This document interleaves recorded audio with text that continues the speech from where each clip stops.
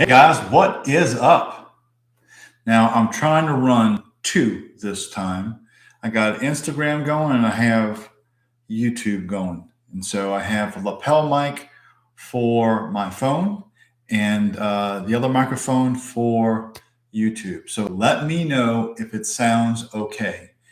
I got a wave up there, right on. Uh, Welcome to that. Let's see. Right on. Okay, so people are starting to join. Uh, I am TJ. This is Uncommon, and so are you. So let's jump into it. If you've never seen our episodes, each week I step in here on Thursdays about 2 o'clock, and we talk about men's topics around husbands, dads, and leaders. And this week, we're talking to dads about patience. And before we get going, those of you on Instagram, please someone comment and make sure the audio sounds good. Please let me know if we're coming across okay. So, um, so this week we're talking to dads about patience, and it's titled "I Need Patience and I Need It Now." So, if anybody has been in that situation before, you know it is great. Audio is good. You know it is difficult. Now, I have two modes. When it's work time, I don't usually play. I want work to get done. I like to feel productive at the end of the day. When it's not work time, man, I am great to take it easy. Look, I specialize in taking naps. So there is, you can have kind of both. Now, I have friends that are super impatient. I have friends who seem to have um, patience of a rock, just like nothing bothers them. So, we're going to be talking about what we can do for godly patience as a dad. Now, be sure if you're on YouTube to subscribe to the channel, and if you're on Instagram, then you're golden already. So, welcome to the party. I'm going to have some just more information, videos, devotions, and some articles pertaining to this topic in the description of this video. And so be sure to check that out. So let's talk about how we could improve in one area of our role as a dad. Now, guys, if you're on Instagram or YouTube, leave a comment. Let me know if there's a certain place in your role as a dad that you're working on currently to be more Christ-like. For me, communication, right? I'm always trying to work on communication, and there are things that come up, obviously, that are easy, things that come up that are difficult. Some are challenging. We just had a death in the family last weekend, and so that's why we wasn't online last Thursday. And so you could see that there are certain things that come up that really kind of work on your patience, or allows you to work on your patience. So, for a lot of dads, they want to be more patient, right? And when an experienced dad are asked about becoming a father, a common theme comes up, and that theme is around patience. I don't think a new dad experiences patience right off the bat until the first night of crying. So, a crying baby in the middle of the night that is going through some pain or teething or colic will test a young dad's patience.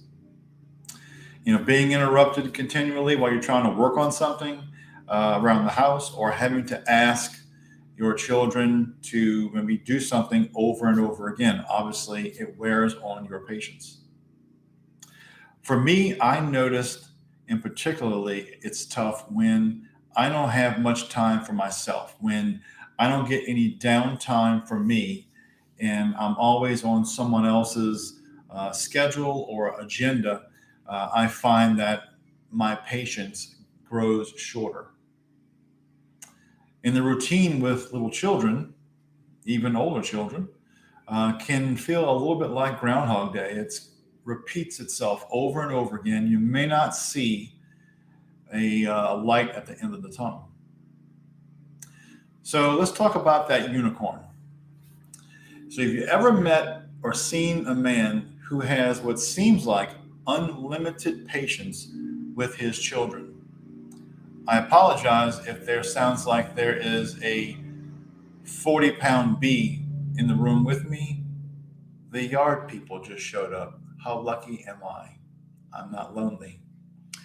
Anyway, that man who has unlimited patience with his children, life, or work.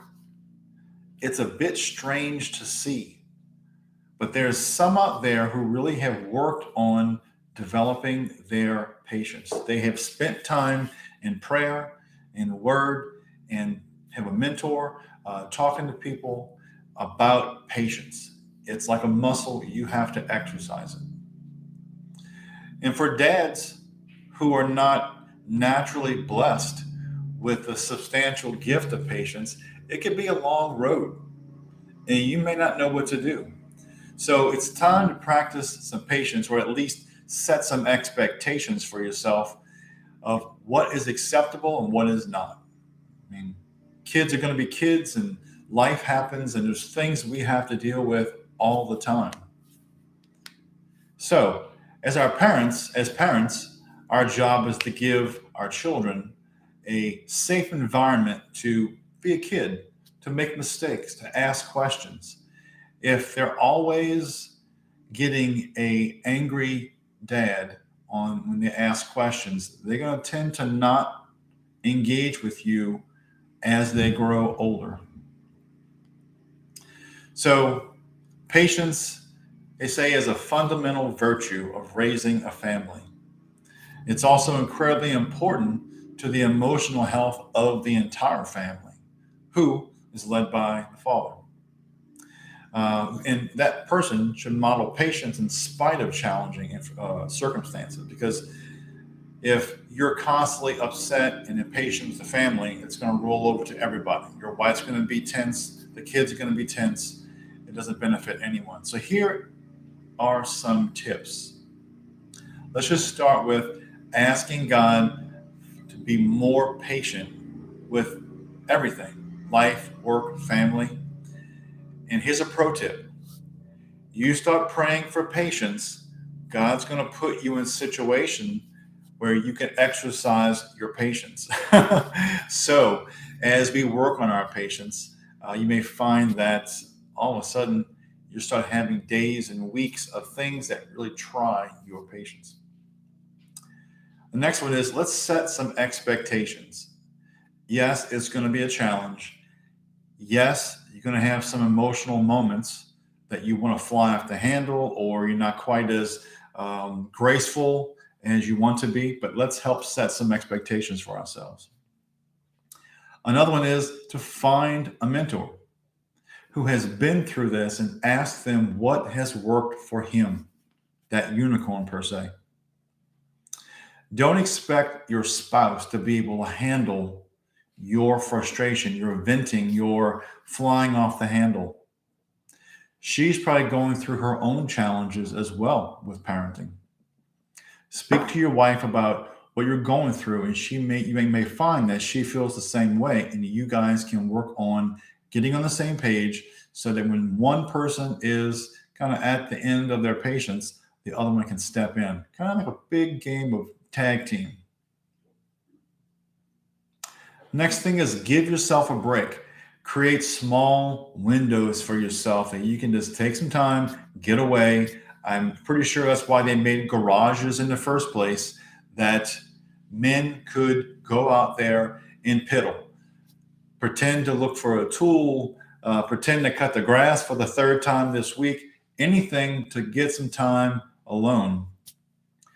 Don't check out for the whole day because your wife can't do that. So take 20 minutes and then re-engage. And then another one is exercise is a great way to burn off stress.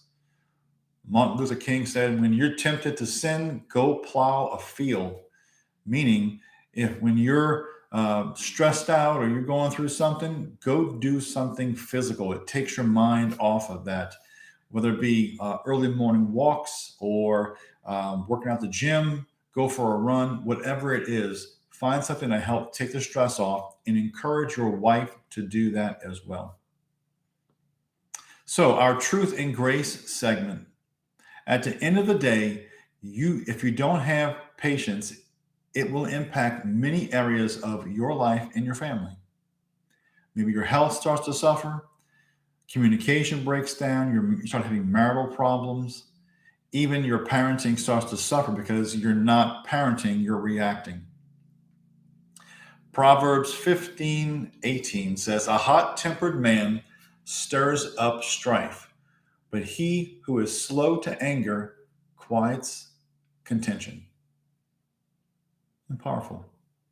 So today's challenge is work on our patience, because there may come a day when you need to be the calming voice in the storm to your wife and children. And if you're not, they may need to seek that elsewhere. Obviously, God is the ultimate person to go to quiet the storm. But as we're talking to each other, as a married couple or your children, let them know that there's grace to be had. You're listening and not just reacting. So I hope that resonates with someone.